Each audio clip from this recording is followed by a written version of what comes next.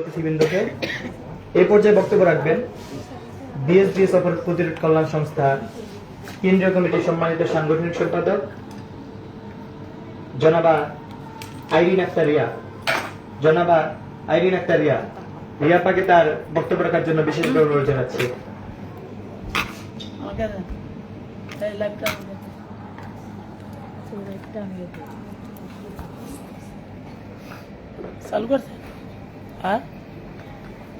Thank you সবাইকে এখানে কিছু বলার জন্য, সুযোগ করে দেওয়ার জন্য।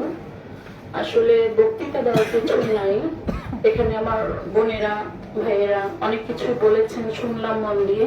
অনেক বোনদের জীবনের বাস্তবিক কিছু ঘটনা শুনে আমার আসলে চোখে পানি চলে এসেছিল।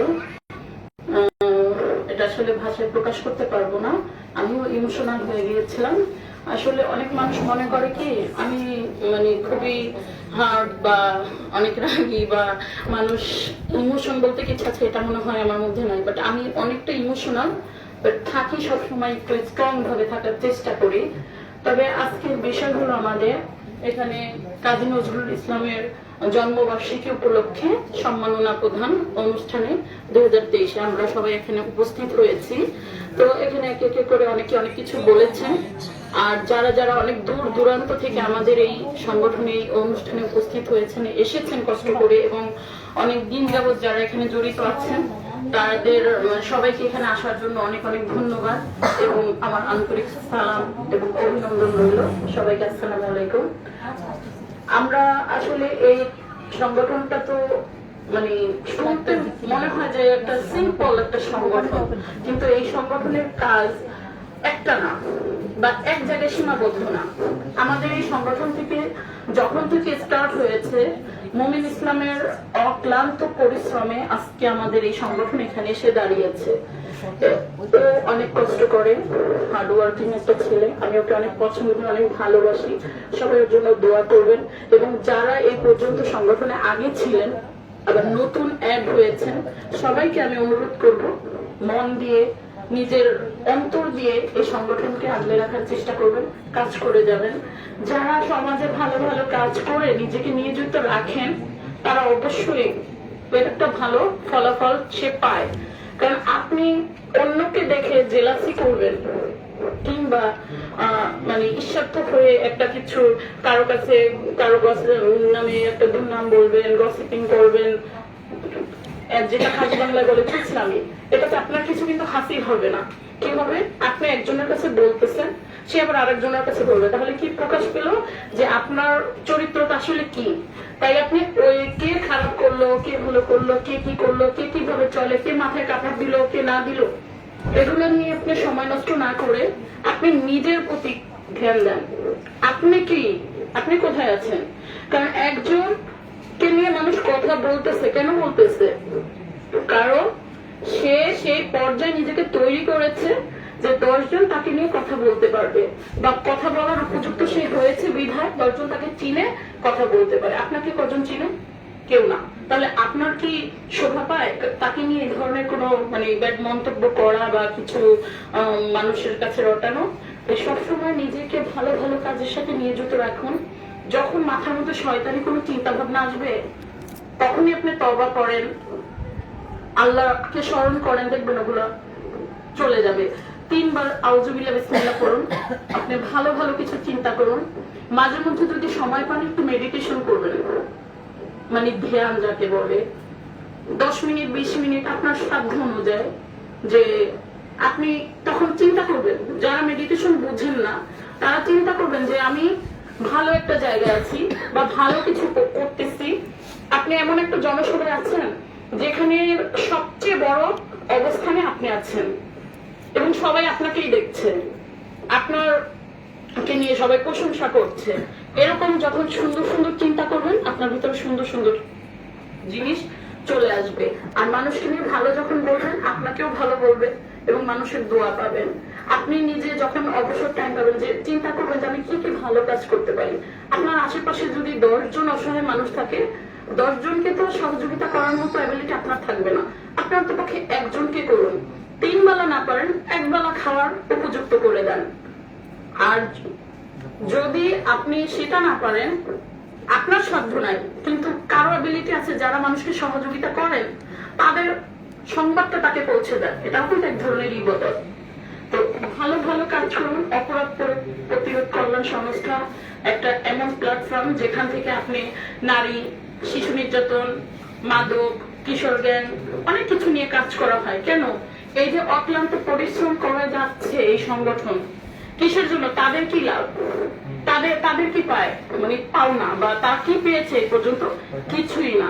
তাদের একটাই উদ্দেশ্য, এই দেশ থেকে মাদককে নিশ্চিহ্ন করে দিতে চায়, সমাজ বিরোধী কাজকে তারা নির্মূল করতে চায়, অন্যায়ের বিরুদ্ধে রুখে দাঁড়িয়ে প্রতিবাদ জানিয়ে তারা চাচ্ছে যে অসহায় যে মানুষগুলো বিচার পাচ্ছে না, তারা একটা সুবিচার পায়। নারী নির্যাতন হয়, অনেক নারীরা জায়গায় জায়গায় প্রতারিত হয়, সুবিচার কিন্তু পায় না। আপনি থানায় যাবেন, সেখানেও নারীরা আসলে সুবিচার পায় না। একজন নেতার কাছে যাবেন, সেখানেও কিন্তু আপনাকে গণে না। বলে, এখনো মানুষ বলে যে নারী পুরুষ সমান অধিকার, আজও কিন্তু কেউ সমান অধিকার পায়নি। আর কবে যে হবে তাও জানি না। তবে আমাদেরকে এটা নিয়ে কাজ করতে হবে, রুখে দাঁড়াতে হবে, যার যার জায়গা থেকে আমরা আওয়াজ তুলব এবং নিজেদেরকে ওইভাবে যোগ্য করে তুলবো যেন কেউ আমাদেরকে দুইটা কটু কথা না বলতে পারে, বরঞ্চ চেয়ার ছেড়ে দিয়ে বসতে দিতে বাধ্য হয়। আমরা সেভাবে নিজেদেরকে গড়ে তুলে ওই পর্যায়ে আমরা পৌঁছাবো। সেই পর্যায়ে পৌঁছানোর জন্য আমাদেরকে কি করতে হবে?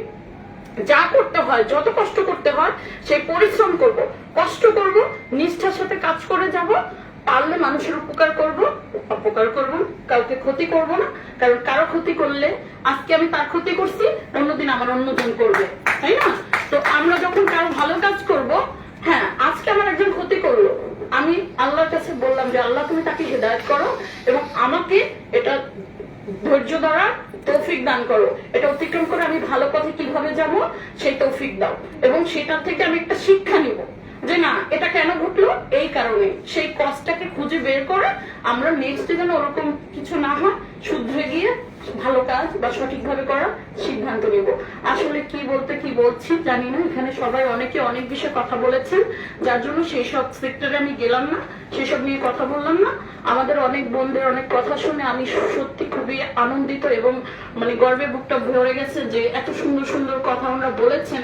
এবং এখানে একটা বোনের পার্সোনাল পারিবারিক ঘটনা শুনে সত্যি আমি মানে কেঁদেই ফেলছি, আমার চোখে পানি চলে আসছে যে মানুষের লাইফে আসলে কত কি ঘটতে পারে। আল্লাহর অশেষ রহমতে হয়তো বা আমার লাইফে এরকম ট্র্যাজেডি আসে নাই, বাট আমি আমার আশেপাশে অনেক শুনেছি, অনেককে সহযোগিতা করেছি, আজও করে যাচ্ছি, নীরবেই করি।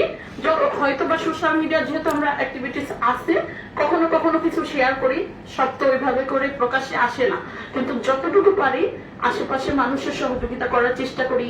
এই বোনটার মতো হাজারো অনেক বোনকে আমি অনেক সাপোর্ট দিয়েছি। স্টিল নাও আমার বাসায় একটা মেয়ে আছে যাকে আমি 1.5 মাস আগে আমার বাসায় স্থান দিয়েছি, যার বাবা তাকে মানে ছোটবেলায় বিয়ে দিয়ে দিয়েছিল। এটা আসলে না বললেই না, ছোট করে আমি বলছি, আসলে না বললে তো মানুষ জানে না, শুনে না, তাই না?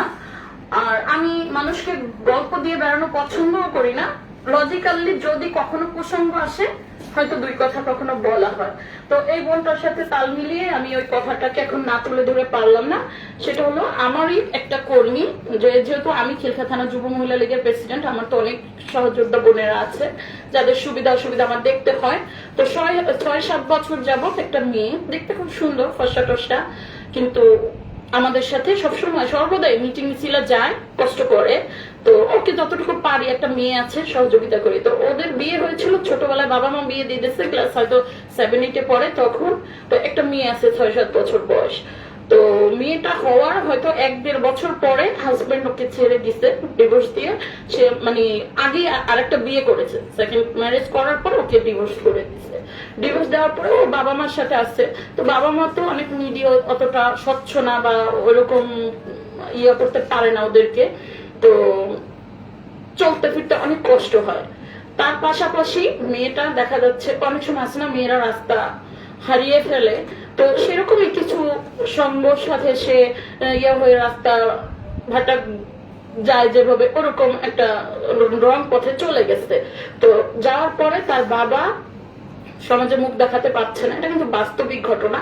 তো মুখ দেখাতে পারছে না দেখে মানে নানান জনে নানান কথা যখন ওনাকে বলে, উনি এসে মেয়েকে ঘরে মারধর করে, মানে অকথ্য ভাষায় গালাগালি করার পরে সে মেয়েটাকে নিয়ে এখন অসহায়, বাবা বলছে যে ঘর থেকে বের হয়ে যাও, এক কথায় তাকে বেরই করে দিছে। এখন মেয়ে মানুষ একটা ছোট বাচ্চা নিয়ে এসে কোথায় যাবে, তার তো কোথাও যাওয়ার জায়গা নাই। আর আমি এমন অবস্থার একটা মানুষ, মানে কারো বিপদ দেখে নিজে ইয়া করে মানে থাকতে পারি না। আজ পর্যন্ত নিজের হাজবেন্ডের কাছ থেকে কোনো পারমিশন নিইনি কখনো কাউকে হেল্প করতে গেলে, কিংবা বাবা বা শ্বশুর শাশুড়ি কারো কাছে না। আর তাদের মতো মানুষ পেয়ে আমিও ধন্য মনে করছি নিজেকে, যে তারা আমাকে কখনো কিছুতে বাধা দেয় না, কারণ আমি তেমন কাজ করি না যেটা বাধা দিবে বা যেটা নিয়ে কথা উঠবে। তো ওকে বললাম যে এখন যেহেতু থাকার কোনো জায়গা নাই, পরে কান্না করতেছে, চলে আসছে আমাকে ফোন দিছে আর একজনের মাধ্যমে। ওর নাম্বারটা আমার কাছে ছিল না, কিছুদিনের জন্য ওরা আবার বাড়িতে চলে গেছে, এরপরে আসছে।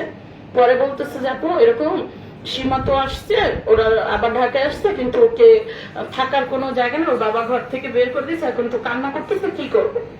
সে কি করবো মানে থাকার জায়গা না, ঠিক আছে আমার বাসা তো আছে, এমনি পড়ে থাকে ঘরে, কত জায়গা মানুষ, মানে থাকার মানুষ নাই, আর ওর থাকার জায়গা নেই, এটা কোনো কথা, নিয়ে আসো।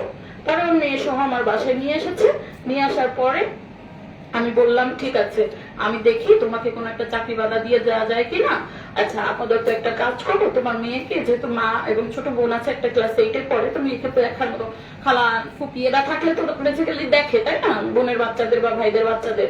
তুমি তোমার মায়ের কাছে বেবিটাকে রাখো, যেহেতু 6-7 বছর বয়স, এখন তো একটু বড় হয়েছে, মা ছাড়াও থাকতে পারবে, তাহলে ওকে তুমি বাড়িতে রাখো, নইলে তো তুমি কিছু করতে পারবে না, কোথাও যে যাবা তো বেবিটাকে কোথায় রেখে যাবা, আর ও তো কান্না করবে, তাহলে ও তোমার মা বাবার কাছে রেখে আসো আর তুমি থাকো। তো এখানে 2 দিন থেকে পরে ওরা ব্যবস্থা করে দিচ্ছে, বাড়িতে গিয়ে বাচ্চাকে রেখে আসছে, আসার পরে থাকতেছে।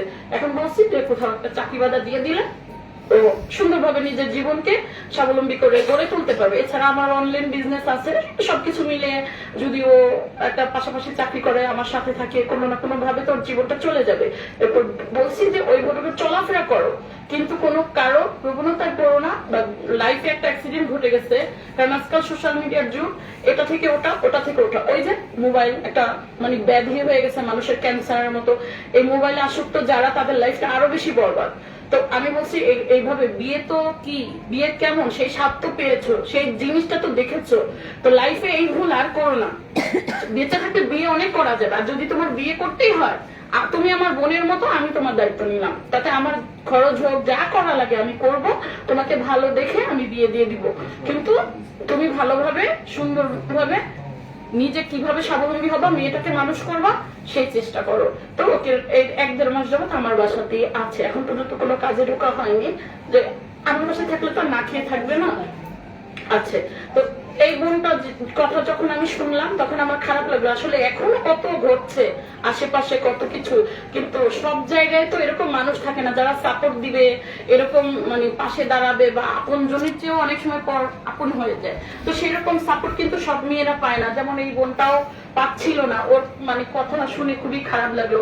শুধু এরকম না, আমার লাইফে এরকম ঘটনা আমার আশেপাশে আরো অনেক আছে, ঠিক আছে, শুনে শুনে অনেক কিছুই শিখেছি, জেনেছি, বা এই জন্য মানুষের জন্য মনটা কাঁদে বা করার চেষ্টা করি। আমি অনেকগুলো 3-4টা ডেলিভারিও করেছি, এরকম বাধ্য হয়ে দেখতে গিয়ে করতে বাধ্য হয়েছি, তার কষ্ট দেখে সহ্য করতে পারিনি। বাট আমি কি শিখেছি? আমিও তো সেরকম অভিজ্ঞ কেউ না, কিন্তু ওই যে বলে না যে শিখছো কোথায়, ঠেকছি যেখানে। তো যখনই মানুষ ঠেকে তখনই শিখতে বাধ্য হয়। তো ওরকম ওই সিচুয়েশনে কি করব, আল্লাহ বিল্লাহ করেছি, আল্লাহর কাছে বলেছি, নামাজ মেনেছি যে আল্লাহ তুমি এই বিপদ থেকে ওকে উদ্ধার করো, তাহলে আমি 2 রাকাত নফল নামাজ পড়বো বা 2টা রোজা রাখবো। আল্লাহর কাছে পানাহ চাইলে কখনো সেটা বিফলে যায় না। আর আমি বিপদে পড়লে কখনো ঘাবড়ে যাই না, কেন, উপর আল্লাহর উপর ভরসা রাখি, 2 রাকাত নফল নামাজ পড়ি, ইনশাল্লাহ একদম মানে পানির মতো সহজ হয়ে যায় আমার প্রবলেম গুলো, যার জন্য সবসময় আল্লাহর উপর ভরসা রাখি। যাই হোক, আপনাদের মূল্যবান সময় নষ্ট করার জন্য সবাইকে দুঃখিত। সবাই ভালো থাকবেন, সুস্থ থাকবেন, এভাবেই আমাদের এই অপরাধ প্রতিরোধ কল্যাণ সংস্থাকে আগলে রাখবেন, সাপোর্ট করবেন, মন দিয়ে কাজ করবেন। সবসময় আপনাদেরকে পাশে পেতে চাই, মোমেন ইসলামের পাশে আপনারা সবসময় থাকবেন। আমি আসলে বেশি সময় দিতে পারি না, বাট এই সংগঠনটা আমার একটা প্রাণের সংগঠন, অনেক ভালোবাসি, এবং এমন একটা সংগঠন যেটা থেকে যেমন আমি যেই মানুষটা বা আমার ভিতর থেকে যেই চাওয়া পাওয়া গুলো বের হয়, এই সংগঠনটা কিন্তু সেরকমই একটা সংগঠন, এবং সেই কারণেই আমি এটাকে মন থেকে ভালোবাসি। মানুষ বলে না যে আমার প্রতিচ্ছবি যার মধ্যে দেখি তাকে বেশি ভালো লাগে। আপনার 5টা সন্তান থাকবে, সেই সন্তানের মধ্যে যে আপনার মতো হবে কিংবা আপনার কথা শুনবে তাকে কিন্তু আপনার বেশি ভালো লাগবে। তাই বলে কি ওই 5টা সন্তানকে আমরা ভালোবাসি না, আর 4টাকে বাসি, সবাইকেই বাসি, কিন্তু তার প্রতি একটু আন্তরিকতা বেশি আমাদের থাকে। তো আমি তো অনেক সংগঠনের সাথে আছি, বাট আমার মনের মতো সংগঠন অপরাধ প্রতিরোধ কল্যাণ সংস্থা। আর যেটা কর্ণধার এবং আমাদের প্রাণের মধ্যমণি মোমেন ইসলাম, আমার স্নেহের ভাই, প্লাস মানে এক কথায় কি মায়ের পেটের ভাই হলেই তো শুধু ভাই হয় না, রক্তের সম্পর্ক হলেই আপন হয় না। ওকে আমি আমার রক্তের সম্পর্কের ভাইয়ের চেয়েও অনেক বড় মনে করি এবং আপন মনে করি। সর্বদা আমাদের এই সম্পর্ক টিকে থাক, সবাই দোয়া করবেন এবং আমরা এভাবেই কাঁধে কাঁধ মিলিয়ে কাজ করে যেতে পারি, এগিয়ে যেতে পারি। এই সংগঠন একদিন বিশ্বের দরবারে মাথা উঁচু করে দাঁড়াবে এবং সবার সামনে বলতে পারবো আমরা বুক দিয়ে হাত দিয়ে গর্ব করে যে না, এই সংগঠনের এই পরিবারের আমরা একজন সদস্য। এইভাবে যেন সবাই বুক ফুলিয়ে বলতে পারি, সেই প্রত্যাশা করে আজকের মতো আমার কথা শেষ করছি, সমাপ্তি করছি। সবাই ভালো থাকবেন, সুস্থ থাকবেন, আমার জন্য দোয়া করবেন, এই সংগঠনের প্রতিটা মানুষের জন্য দোয়া করবেন, আপনারাও সুস্থ থাকবেন, মোমেন ইসলামের জন্য দোয়া করবেন, ওর দীর্ঘায়ু কামনা করছি। আপনারাও সবাই ভালো থাকবেন। আসসালামু আলাইকুম। ধন্যবাদ। বিএসডিএস অপরাধ প্রতিরোধ কল্যাণ সংস্থা কেন্দ্রীয় কমিটির সম্মানিত সাংগঠনিক সম্পাদক আইরিন আক্তার রিয়াপাকে। এই পর্যায়ে বক্তব্য রাখবেন জনাব পারভিন আক্তার, FWA পরিবার পরিকল্পনা। জনাব পারভিন আক্তার, TWA না লাইভ তো FWA না বসে না থাক। বিসমিল্লাহির রহমানির রহিম। আজকের বিএসডিএস অপরাধ ও প্রতিরোধ কল্যাণ সংস্থার উদ্যোগে আলোচনা এবং সম্ভাবনা প্রদান অনুষ্ঠানে আমি প্রথমেই জানাবো একজন ব্যক্তি, সেই ব্যক্তিটা হচ্ছে মঈন ভাই। আসলে না বললেই নয় যে আমি যখন সরকারি অফিসে ডিউটি করতেছিলাম বা আমার কর্তব্যরত ছিলাম, তখন আমি দৌড়ে গিয়েছি যে মঈন ভাই আমি ব্লাড দেবো। আমার অফিসে অনুষ্ঠানটা চলছিল, তা আমি তখন এক কথায় দুই কথায় ব্লাডটা দিতে পারি নাই, কিন্তু আমি সংযুক্ত হয়েছি মঈন ভাইয়ের সাথে। আমি কিছুক্ষণ আগে আমার পরিচয় দিয়েছিলাম। মূলত আমি একজন মা, মূলত আমি একজন সরকারি চাকরিজীবী মহিলা, মূলত আমি 8-10টা সংগঠনের সাথে জড়িত, 5-6টাই সরকারি এবং বাকিগুলোর সাথে আমি জড়িত আছি। তো আমি ভাষায় প্রকাশ করতে পারি না। আমি বিভিন্ন সংগঠনে অনেক প্রোগ্রামের সাথে জড়িত, যেহেতু সরকারিভাবে এবং বেসরকারিভাবে আমরা অনেক প্রোগ্রামে আছি। আজকাল যে মধ্যমণি মমিন ভাই, তার এই অনুপ্রেরণা এবং তার যে মানে কি বলবো বিশাল একটা বাহিনী, যে বাহিনীগুলা বোনগুলা আপুগুলা আছেন, ভাইয়াগুলা আছেন, আমার পরিচয় পেয়ে এত ভালো লাগছে যে আমি ভাষায় খুঁজে পাচ্ছি না। আসলে আসলে আমরা হচ্ছে এখানে যে আপনারা আছেন বেশিরভাগই বিভিন্ন বিভিন্ন টাকা বা মহানগরী অংশে আসছেন, তাদেরকে পেয়ে আমি আরো আনন্দিত। তো আশা করি যে এই অনুষ্ঠানের মধ্যে নারী শিশু নির্যাতন, মাদক, কিশোর গ্যাং ও মোবাইলের অপব্যবহার প্রতিরোধে যে প্রোগ্রামগুলো আছে আমাদের উপর, আমি যেহেতু আজকে নতুন, আমি এখনো প্রোগ্রামের কিছুই হয়নি, কিন্তু আমি আশা করি যে আমি প্রতিটা প্রোগ্রামে এবং প্রতিটা প্রোগ্রামে আমাকে দাওয়াত দিলে আমি অবশ্যই আসবো। আমি আমার চেয়ারে কি পদে আছি বা না আছি সে ধরনের আমি মনে করবো না। আমি যখন জন্ম নিয়েছি তখনই আস্তে আস্তে বড় হয়েছি, বড় হয়ে ভেবেছিলাম আমি সরকারি চাকরি করব, সরকারি চাকরি করেছি, ভেবেছিলাম আমি সরকারি পক্ষ থেকে আমি সারা বাংলাদেশের মধ্যে আলোড়ন সৃষ্টি করব। আপনাদের দোয়ায় আমি বাংলাদেশের মধ্যে আমি শ্রেষ্ঠ হয়েছি পরিবার পরিকল্পনা বিভাগের আমার দায়িত্ব দিয়ে। আমি ছোটবেলায় বিয়ে দিয়ে দিয়েছেন, বলা চলে এটা আমার বাবা মারা গিয়েছেন, তখন আমাকে বলেছিল যে আমি কিভাবে লালন পালন করব সেটা নিয়ে চিন্তা ছিল, কিন্তু আমাকে বিয়ের পরে আমি মাস্টার্স কমপ্লিট করছি উন্মুক্ত বিশ্ববিদ্যালয় থেকে, এসএসসি করেছি রেগুলার থেকে। আমি আমার আশা যে আমার মায়ের যে আশাগুলো সেগুলো আমি পূর্ণ করেছি। তো একটা মানুষ মা যখন একটা সংসার জীবনে ভালো থাকে, সামাজিক জীবনে ভালো থাকে, সবাই কিন্তু দৌড়ে আসতে পারে না। আমাদের মতো মেয়েরা হাজার, এখানে যে অনেক সমস্যা বলেছেন, এই সমস্যার মধ্যে আমরা হাজারো মানুষ, কোটি কোটি মানুষ জড়িত, কিন্তু আমরা সেখানে দাঁড়িয়ে বলতে পারি না আমি একজন মানবতার মানুষের সেবা করব। আল্লাহ বলেছেন যে মানুষকে ভালোবাসে আমি তোমাকে ভালোবাসি, তা আমরা মানুষের কল্যাণে এগিয়ে চলবো। আশা করি যে আমাদের যে দায়িত্বগুলো দিয়েছেন আমাদের এই প্রোগ্রামে বিএসডিএস অপরাধ প্রতিরোধমূলক কল্যাণ অনুষ্ঠানে যে আপনারা বিভিন্ন রকমের ক্ষেত্রে আছেন, আমরা যদি স্বস্ব ভূমিকা পালন করি আশা করি আমাদের দেশে অনেকটা না হলেও আমরা অনেক লাভবান হব। এবং আমাদের দেশের প্রধানমন্ত্রী মহিলা এবং প্রধানমন্ত্রী আমাদের মহিলা, তো আমরা যে বোনেরা আছি ভাইয়েরা আছি আমরা অত্যন্ত মনের সাথে মানে আমাদের জীবনের সাথে আমরা উৎপেতে নিয়েছি যে আমরা বিভিন্ন জন সামাজিক কল্যাণ কাজ করব। আমি আমার সংগঠনের বিভিন্ন প্রোগ্রামগুলো বলেছি, তা আমরা কিন্তু আমাদের দাবি দেওয়ার জন্য আমাদের সরকারি যে পরিবার পরিকল্পনা বিভাগ আছে আমরা একেবারে গোড় ধরে প্রধানমন্ত্রীর কাছে গিয়েছি যে আমরা কেন দাবি আপনি মানবেন না, কেন আমরা কি করেছি, আমাদের এই দাবি আদায় করতেই হবে এবং উনি বাধ্য হয়েছেন আমাদের বিভিন্ন কিছু প্রোগ্রামগুলো নেতৃবৃন্দ আমরা যারা সবাই তো যেতে পারে না, আমরা যারা মূলত আছি আমরা গিয়েছি এবং আমাদের দাবি মানে এই কিছুদিনের মধ্যে দাবি আদায় করে ছাড়বো। তা আমরা মনে করি যে আপনারা যে প্রোগ্রামে আছেন একটা ভালো প্রোগ্রাম। আমি এই প্রোগ্রামে এসে আমার নিজেকে মানে এত আনন্দিত মনে করেছি এবং সবার সমস্যাগুলো শুনেছি। আপনারা আসলে ডায়মন্ড, মানে কি বলবো, আপনারা আসলে ডায়মন্ড। এই অনুষ্ঠানে সবার পরিচিত পেয়ে এবং কাজগুলা দেখে আমার অনেক ভালো লাগছে। আমাকে ডাকবেন, আমি ইনশাল্লাহ চলে আসবো। আমি পারভিন বিভিন্ন প্রোগ্রামের সাথে জড়িত আছি সেটা না, আমি কোনো প্রোগ্রামে মানে যেহেতু পরিচয়টা হয়েছে মমিন ভাইকে ধরে গেছেন ব্লাড দিব, সেখান থেকে পরিচয় আমার কার্ড দিয়ে দিয়েছি। এই কার্ডকে সব দিয়ে উনি আমাকে ডেকেছেন। আমি মনে করেছি যে আজকে কোনো ব্লাড ডোনেশন চলবে, এখানে কোনো আমি ফ্যামিলি প্ল্যানিং বা বাল্য বিবাহ বা প্রতিরোধ বিভিন্ন প্রোগ্রামগুলো আমি কথা বলবো, সেখানে নানান মানুষ থাকবে ব্লাড দিবে। আর এসে দেখি সেই বিরাট একটা প্রোগ্রাম, আমি খুব আনন্দিত এবং আমার পরিবারের জন্য দোয়া করবেন। আমি যেন বিভিন্ন সংস্থায় কাজ করে বিভিন্ন সেবামূলক কাজ করে যেন আমি নিজেকে ফুটিয়ে তুলতে পারি এবং আমি সেবা করে যেতে পারি। আমি একজন সেবিকা, আমি দেশের ভালো ভালো কাজগুলোর মধ্যে জড়িত থাকতে চাই।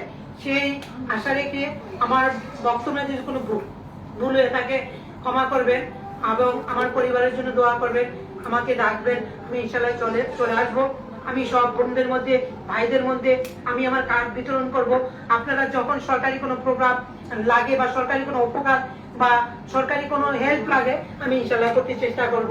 এই বলে আমার সংক্ষিপ্ত বক্তব্য শেষ করছি। আল্লাহ হাফেজ, আসসালামু আলাইকুম সবাইকে। কষ্ট করে স্পিকারটা একটু অফ করেন। ধন্যবাদ পারভিন আপাকে। কবি কাজী নজরুল ইসলামের জন্মবার্ষিক উপলক্ষে বিএসডিএস অপরাধ প্রতিরোধ কল্যাণ সংস্থা কেন্দ্রীয় কমিটি কর্তৃক আয়োজিত আজকের আলোচনা সভা এ পর্যায়ে